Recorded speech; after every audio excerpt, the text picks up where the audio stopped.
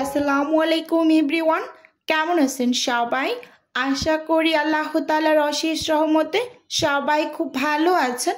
আলহামদুলিল্লাহ, আমিও ভালো আছি। স্বর্ণাজ কিচেনের সবাইকে আরও একবার ওয়েলকাম করছি নতুন একটি রেসিপি দেখার জন্য।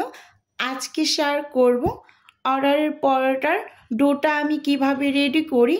এটা একটা আপু দেখিয়ে দিতে বলেছেন। প্রথমেই এখানে আমি একটা মিক্সিং বোল নিয়ে নিয়েছি, আর সেই সাথে আমি ময়দা নিয়ে নিচ্ছি। যেহেতু এগুলো আমার অর্ডারের জন্য রেডি করব, মানে 30 পিস পরোটা রেডি করব, সেজন্য ডো তৈরি করব। তো আমি এখানে 1.5 কেজি পরিমাণ ময়দা নিয়ে নিচ্ছি। প্রথমে আমি 1 কেজির একটা প্যাকেট ঢেলে নিয়েছি।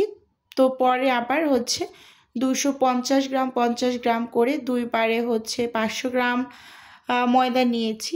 এবার এখানে আমি স্বাদ মতো লবণ দিয়ে দিয়েছি, আর সেই সাথে এখানে আমি প্রায় 1.5 টেবিল চামচের মতো চিনি দিয়ে দিয়েছি। এবার সব কিছু উইক্স দিয়ে খুব ভালোভাবে মিশিয়ে তারপর এখানে আমি গুঁড়ো দুধটা অ্যাড করছি। এখানে আমি উঁচু উঁচু করে 3 চামচ গুঁড়ো দুধ দিয়ে দিয়েছি। দিয়ে খুব ভালোভাবে এই যে আবারও উইক্স দিয়ে শুকনো উপকরণগুলোকে খুব সুন্দরভাবে নেড়ে চেড়ে মিশিয়ে নিচ্ছি। শুকনো উপকরণগুলো সব সময় একটু এভাবে নেড়ে চেড়ে নেবেন, এতে করে আটার ভিতরে বা ময়দার ভিতরে কোনো টাইপের দলা দলা অংশ থাকলে সেটা শুকনো অবস্থায় ভেঙে যাবে। এবার এখানে আমি প্রায় 125 ml মতো রান্নার রেগুলার তেল দিয়ে খুব সুন্দরভাবে ময়দাগুলোকে ময়াম করে নিচ্ছি। আর এই ময়াম করার কাজটা অবশ্যই একটু সময় নিয়ে করতে হবে। ময়াম করাটা যত বেশি ভালো হবে, পরোটাগুলো কিন্তু ততটাই খাস্তা হবে। এই যে এখানে কিন্তু কথা বলতে বলতে একেবারে খুব সুন্দরভাবে ময়দাগুলোকে ময়াম করে নিয়েছি। এবার এখানে এই যে গরম পানি দিয়ে দিয়েছি, মানে গরম পানিটা এমন যা আপনি হাতে সহ্য করতে একটু কষ্ট হবে, এই টাইপের একটা গরম পানি দিয়ে এই ডোটা আমি রেডি করে নিয়েছি। অবশ্যই গরম পানিটা ব্যবহার করবেন পরোটা তৈরি করার ক্ষেত্রে, মানে ডোটা যখন রেডি করবেন। এই যে দেখতেই পাচ্ছেন ডোটাকে আমি একটু শক্ত করে মেখে নিয়েছি। এবার আমি এটাকে রেস্টে রেখে দেব, তারপর কিন্তু আরও অনেকটা সফট হয়ে যাবে। তাই প্রথম অবস্থায় একটু শক্ত করে মেখে নেবেন, একেবারে সফট করে মেখে নেওয়ার কোনো প্রয়োজন নেই। একটু শক্ত টাইপের করে মেখে তারপর রেস্টে রেখে দিলেই একেবারে সফট হয়ে যাবে। ওপর থেকে সামান্য একটু তেল দিয়ে ঢাকনা দিয়ে ঢেকে আমি রেস্টে রেখে দিয়েছিলাম 2 ঘন্টার মতো।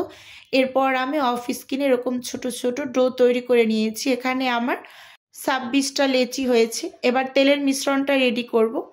পরোটার ভাজে এই তেলের মিশ্রণটা ব্যবহার করলে পরোটাগুলো একেবারে বালিশের মতো ফুলকো হয় এবং ভীষণ মুচমুচে হয়। এখানে আমি প্রায় 125 ml থেকেও একটু বেশি হবে তেল নিয়ে নিয়েছি, আর সেই সাথে এখানে 2.5 টেবিল চামচ আমি কর্নফ্লাওয়ার দিয়ে খুব ভালোভাবে নেড়ে চেড়ে মিশিয়ে নিচ্ছি। তেল আর কর্নফ্লাওয়ারের এই মিশ্রণটা ব্যবহারের ফলে পরোটাগুলো ভীষণ মচমচে হয়। এবার আমি পরোটাগুলোকে বানিয়ে নেব, মানে আগে ভাজগুলোকে দিয়ে নেব সব একসাথে। এই যে এবার উপর থেকে শুকনো ময়দা ছিটিয়ে আমি প্রথম অবস্থায় যে রুটিটা তৈরি করব, এই রুটিটাকে অনেকটা পাতলা করে বেলে নেব, মানে যথাসম্ভব পাতলা করা যায় ঠিক ওইরকম পাতলা করে নেবেন। দ্বিতীয়বার যে আমি পরোটাগুলোকে বেলে নেব সেক্ষেত্রে একটু মোটা করে বেলে নেব, কারণ পরোটা একটু মোটা টাইপেরই তো হয়, এটা আমরা কিন্তু সবাই জানি। এই যে একেবারে বড় করে আমি রুটিটাকে বেলে নিয়েছি, দেখতেই পাচ্ছেন যথাসম্ভব পাতলা করে বেলেছি। এবার তেল কর্নফ্লাওয়ারের মিশ্রণটা দিয়ে উপরে শুকনো গুঁড়ি ছিটিয়ে এই যে আমি ভাজটা দিয়ে দিচ্ছি। আবার এই যে লম্বালম্বি এখানেও কিন্তু আমি তেল কর্নফ্লাওয়ারের মিশ্রণটা দিয়ে মানে হাত দিয়ে একেবারে ভালোভাবে লাগিয়ে দিয়েছি। এই কাজটা আমি ম্যাক্সিমাম সময় ব্রাশ দিয়ে করি, কিন্তু আজকে হাতের কাছে ব্রাশটা ছিল না, তাই হাত দিয়েই করে নিয়েছি। এভাবে করে আমি প্রায় 15 থেকে 16টার মতো ভাঁজ দিয়ে এগুলোকে বেলে তারপর ছ্যাঁকা দিয়ে আবার বাকিগুলোকে বেলে নিয়েছি। এই যে দেখতেই পাচ্ছেন, এখন আমি এই পরোটাগুলোকে বেলে নেব। প্রথমে কিছুটা পরিমাণ শুকনো গুঁড়ি ছিটিয়ে তারপর হচ্ছে যে চারকোনা যে শেপের পরোটা সেগুলোকে কিন্তু আমি বানিয়ে নিচ্ছি। ভিডিওর এই পর্যায়ে নিজের বিজনেসের একটু প্রচার করছি। আপনারা তো অনেকেই জানেন যে আমার ছোট্ট একটা ফ্রোজেন আইটেমের বিজনেস আছে। যদি কেউ কোনো টাইপের ফ্রোজেন আইটেম অর্ডার করতে চান তাহলে স্ক্রিনে দেওয়া হোয়াটসঅ্যাপ নাম্বারে নক দিলেই কিন্তু আমি A to Z বলে দেব।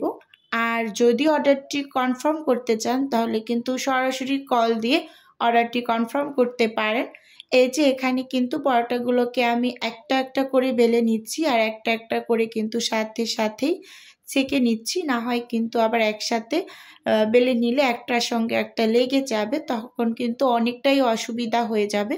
দেখতেই পাচ্ছেন এক সাইড 5 থেকে 7 সেকেন্ড, ঠিক উল্টে অপর সাইডও 5 থেকে 7 সেকেন্ড করে আমি একটা পরোটা ছেঁকে তারপর কিন্তু তুলে নিচ্ছি, দেখতেই পাচ্ছেন। আর পরোটাগুলোকে কিন্তু অনেকটা পাতলা করে বেলিনি, মানে মোটামুটি একটু মোটা টাইপের করেই বানিয়ে নিয়েছি। এবার সব পরোটাগুলোকে আমার ছেঁকে নেওয়া হয়ে গিয়েছে, ঠান্ডা করতে দিয়ে দিয়েছি। দেখতেই পাচ্ছেন এক সাইড ঠান্ডা হয়ে আসার পর ঠিক আমি উল্টে অপর সাইডটাকেও ঠান্ডা করে নেব। এভাবে করেই কিন্তু আমি সব সময় পরোটাগুলোকে ডেলিভারি করে থাকি। এখন আমি এগুলোকে অফিস কিনে সবগুলো প্যাকেট করে ফ্রোজেন হতে দিয়ে দেব, তারপর কিন্তু আমি ডেলিভারিটা করে দেব। মানে আজকে যেহেতু আমি রেডি করে রেখেছি, ইনশাআল্লাহ কালকে পরোটাগুলোকে ডেলিভারি দিয়ে দেব।